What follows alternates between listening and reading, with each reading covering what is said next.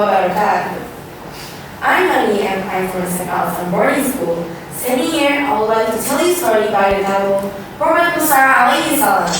Once upon a time, Asal's family decided to stay in Egypt. For a long time, they were happy. The family grew. There were many prototypes in Israel, and they became known as Bani Israel. For some reason, the Egyptian people didn't like the Bani Israel. A new pharaoh became rule of Egypt. Israel people became slaves to the government. Ana rabbukumul a'la. Ana rabbukumul a'la. Ana rabbukumul a'la. Hey people, I'm your majesty. I'm your majesty. You must obey my rules. Announced Pharaoh.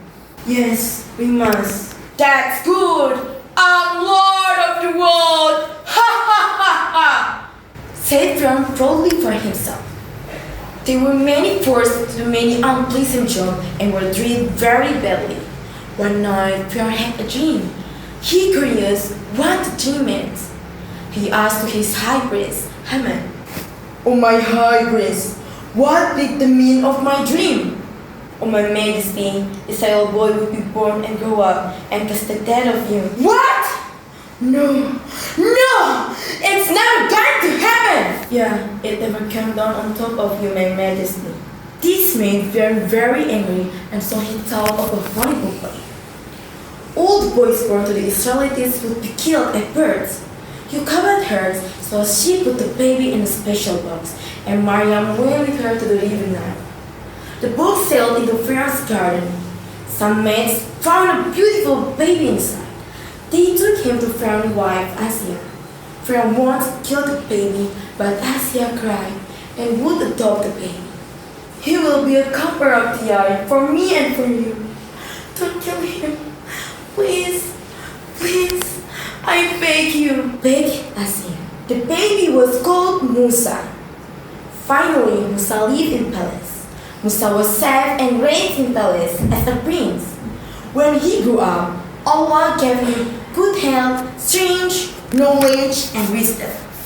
Musa had to escape from Egypt because he did a mistake. He started to run to a safe place.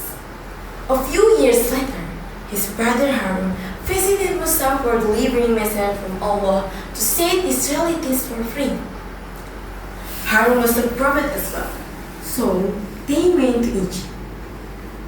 The prophet spoke to the Pharaoh about Allah and his mercy, but Pharaoh refused to listen because he considered himself as a god. "Are you crazy? What do you want?" asked Pharaoh. "I wanted to free the Israelites. The Israelites are my slave. Why should I send them with you?" shouted Pharaoh. "They are not your slave. They are slave of Allah," answered Musa. This answer angered Pharaoh. "We picked you up in the river now and brought you up. How dare you come and speak to me?" The Pharaoh asked Musa to show a sign to prove that he was the messenger of God. The prophet threw his stick to the floor.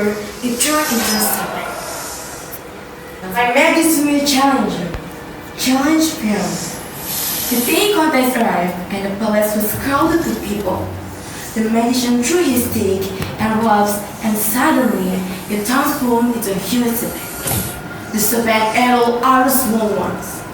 The magician realized that Musa wasn't just a magician, but power came from something greater. So, they seeking forgiveness from Allah. Finally, God withdrew his mercy and gave order for Musa to lead his people out of Egypt. The prophet led his people towards the Red Sea. By now, Pharaoh realized that the Israelites had left the city. He got really angry and he assembled an army to follow and capture the Israelites. By early morning, the Israelites had reached the Red Sea. When the prophet looked back, he could see the army getting closer and closer. Fear and panic began to sprint through the people. "Our enemy is approaching from behind. Surely that can be fighting. Help us." But the prophet didn't panic. He stood silently and waited for God to keep his promise. At the moment, Allah commanded. A fair wind began to blow, the sea began to swirl and spin, and suddenly the sea parted, leveling a path for people to walk. It was a miracle. The prophet led his people to cross the sea. Everyone crossed the sea safely. Pharaoh had seen the miracle as well, but was beaten.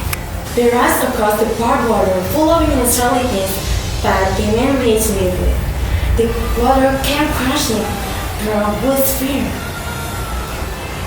I believe that there is no God other than Allah. I surrender to you.